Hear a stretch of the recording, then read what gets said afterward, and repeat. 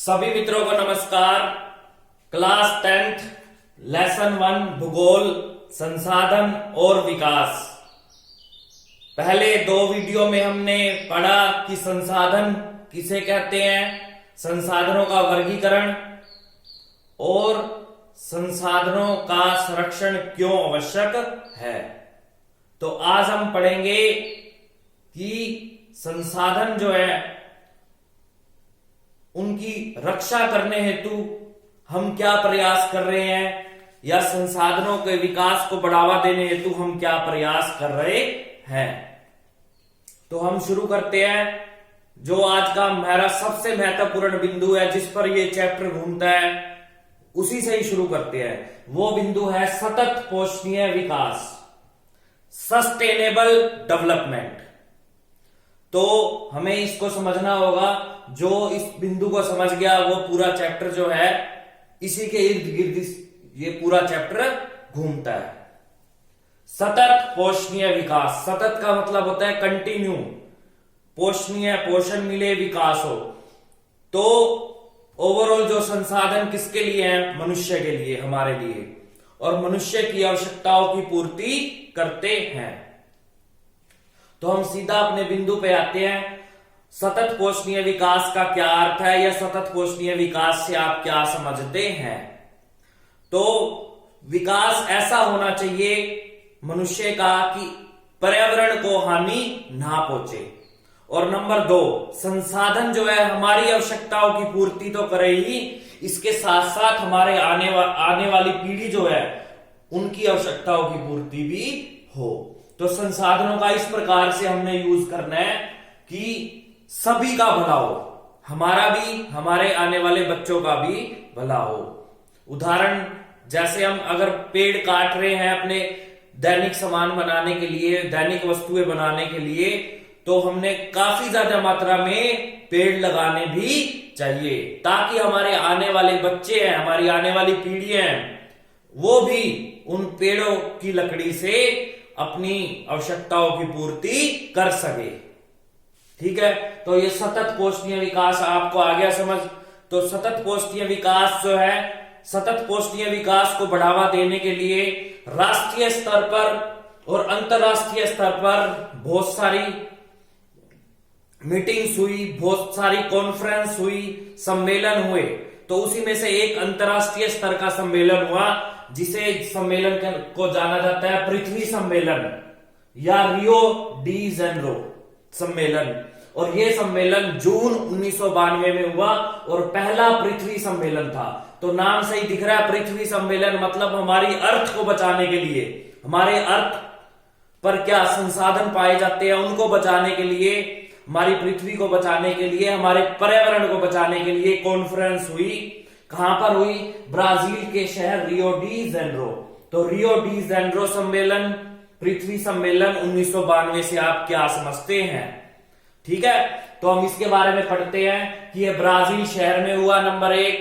Number 2, 100 से ज्यादा देशों के राष्ट्र के अध्यक्षों ने इस सम्मेलन में, इस कॉन्फ्रेंस में पार्टिसिपेट किया, भाग लिया।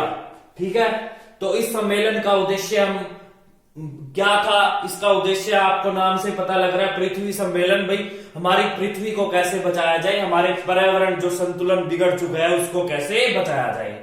तो इसका उद्देश्य था नंबर 1, पर्यावरण संरक्षण को बढ़ावा देना। नंबर 2, मनुष्य का जो सामाजिक और आर्थिक विकास नहीं हो रहा या समस्याएं आ रही है मनुष्य का विकास करने में, उन समस्याओं का हल ढूंढना। ठीक है, तो सभी देशों के राष्ट्राध्यक्ष थे, उन्होंने इस सम्मेलन में भाग लिया और इन समस्याओं पर विचार विमर्श करके एक आउटकम निकाला। वो आउटकम का नाम निकला एजेंडा 21। और एजेंडा 21 में कई बातों पर सहमति जताई गई और यह एक प्रकार का यह घोषणा पत्र था इस कॉन्फ्रेंस के बाद। ठीक है, और हमारा संयुक्त राष्ट्र संघ है उसके अधीन, उसके तत्वाधान में ये जो है कॉन्फ्रेंस पर सिग्नेचर किए गए। और एजेंडा 21 पर कई देशों ने मिलकर कई देशों ने मिलकर हस्ताक्षर किए कि हम जो हमारे सरवाइव करने में जो काफी तरह की समस्याएं आ रही है, उन समस्याओं को हम दूर करेंगे। तो क्या था ये एजेंडा 21? यह एक घोषणा पत्र था और इसका उद्देश्य क्या था? वैश्विक स्तर पर, पूरे विश्व में वैश्विक स्तर पर सतत पोषणीय विकास को प्राप्त करना। तो आप सतत पोषणीय विकास को पहले पढ़ चुके हैं कि हमारा भी विकास हो और हमारे आने वाली पीढ़ी का भी विकास हो और पर्यावरण को भी नुकसान ना पहुंचे। तो वैश्विक स्तर पर मतलब जो है वैश्विक स्तर पर सतत पोषणीय विकास को प्राप्त करना एजेंडा 21 का उद्देश्य था। और इसके साथ साथ जो मनुष्य का सामाजिक और आर्थिक विकास नहीं हुआ है, कौन से ऐसे कारण हैं, उन कारणों को दूर करना, गरीबी को दूर करना, बीमारियों को दूर करना, ताकि मनुष्य का विकास हो सके, सामाजिक भी और आर्थिक भी। तो सभी देशों के राष्ट्राध्यक्ष थे, उन्होंने इस घोषणा पत्र पर हस्ताक्षर किए। ठीक है, तो सतत पोषणीय विकास से ही मनुष्य का जो है विकास हो सकता है। तो आगे हम देखते हैं संसाधन नियोजन। नियोजन मतलब योजना बनाना, संसाधनों की कैसे विकास हो उनका, उसके लिए कैसे क्या करेंगे हम, इसके क्या प्रयास हम कर सकते हैं। तो सतत पोषणीय विकास तो आपको पता ही है। इसके बाद हम पढ़ेंगे कि संसाधनों का विकास करने के लिए हमें सबसे पहले क्या करना चाहिए और क्यों करना चाहिए, संसाधनों का विकास क्यों आवश्यक है हमारे लिए। तो हमारा विकास हम करना हो तो हम क्या करेंगे, हम एक अपना जीवन का रूपरेखा तैयार करेंगे कि हमें अपना विकास करने के लिए हमें ये प्रयास कर सकते हैं। उसी प्रकार से संसाधनों का नियोजन करने के लिए भी रूपरेखा तैयार करनी पड़ती है। तो क्यों संसाधनों का विकास करना चाहिए? क्योंकि हमारे देश में जो संसाधन है, वो संसाधन जो है भिन्न भिन्न क्षेत्रों में फैले हुए हैं। उदाहरण को लेके चलते हैं हम, जैसे लोहा है, कोयला है, वो हमारे कुछ राज्यों में है, हर राज्य में नहीं मिलता। झारखंड, छत्तीसगढ़ जैसे राज्यों में ये प्रचुर मात्रा में मिलता है, लेकिन जो अन्य राज्य है वहां ये संसाधन नहीं मिलता। इसी प्रकार से हम देखते हैं कि राजस्थान में सौर ऊर्जा काफी प्रचुर मात्रा में मिलती है, अन्य राज्यों में नहीं मिलती। तो ये संसाधन का प्रयोग केवल वहीं किया जा सकता है। तो इनकी योजना बनाना अति आवश्यक है ताकि पूरे देश का विकास हो सके, हर राज्य जो है संसाधनों का प्रयोग कर सके। ठीक है, तो इसलिए इसकी योजना बनाना अति आवश्यक है। तो संसाधन नियोजन करने के लिए हमें क्या करना पड़ेगा? नंबर 1, पहले तो जहां जिस राज्य में या जिस क्षेत्र में संसाधन है उस क्षेत्र की पहचान करनी होगी। कहां पर है वो संसाधन और कितने हैं। ठीक है, कहां पर है संसाधन वो और कितने हैं। सबसे पहले संसाधनों को आइडेंटिफाई करना होगा, क्योंकि संसाधन जो है पूरे देश में असमान रूप से वितरित है। नंबर 2, संसाधन का हमें पता लग गया, इस क्षेत्र में संसाधन है, इस क्षेत्र में कोयला है मान लिया किसी क्षेत्र में, तो सब हमें पता लग गया। फिर हमें क्या करना होगा, उसको निकालने के लिए, उस कोयले को निकालने के लिए तकनीक लगानी होगी, कौशल लगाना होगा, यानी कि प्रौद्योगिकी उपलब्ध हो, ताकि हम उस कोयले को अच्छी तरह से निकाल सके।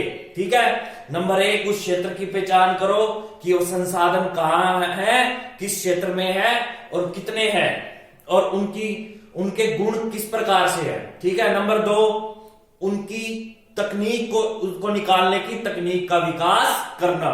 और नंबर 3 आता है जो संसाधन है जहां पाया जाता है वहां उस क्षेत्र का तो विकास होगा, लेकिन अन्य क्षेत्रों का भी विकास करने के लिए, अन्य राज्यों का भी विकास करने के लिए राष्ट्रीय विकास योजना बनाना, ताकि उस संसाधन का प्रयोग जो है हमारे देश के हर राज्य के लोग कर सके। तो इसके लिए हमें क्या रिसोर्स पूरे राष्ट्र के विकास के लिए अहम भूमिका निभाए, इसके लिए राष्ट्रीय विकास योजना का निर्माण करना। तो आज हमने किया सतत पोषणीय विकास, रियो डी जेनेरो सम्मेलन या पहला पृथ्वी सम्मेलन, जिसका उद्देश्य था सतत पोषणीय विकास को बढ़ावा देना, गरीबी दूर करना और जो सामाजिक और आर्थिक विकास के अंतर्गत जो मनुष्य समस्याएं आ रही हैं उनको दूर करना। ठीक है, तो असली जो है हमारा जो आज का जो मुख्य बिंदु था पर्यावरण संरक्षण को बढ़ावा देना। ठीक है, और हमने संसाधन नियोजन के बारे में भी पढ़ा। संसाधनों की नियोजन मतलब संसाधन को निकालने के लिए हम क्या क्या करते हैं और कैसे कैसे उसको संसाधन का विकास कर सकते हैं। ठीक है, तो हम अगली वीडियो हम जल्दी लेकर आएंगे आपके आगे इस पाठ के जो आगे का जो बात है। धन्यवाद।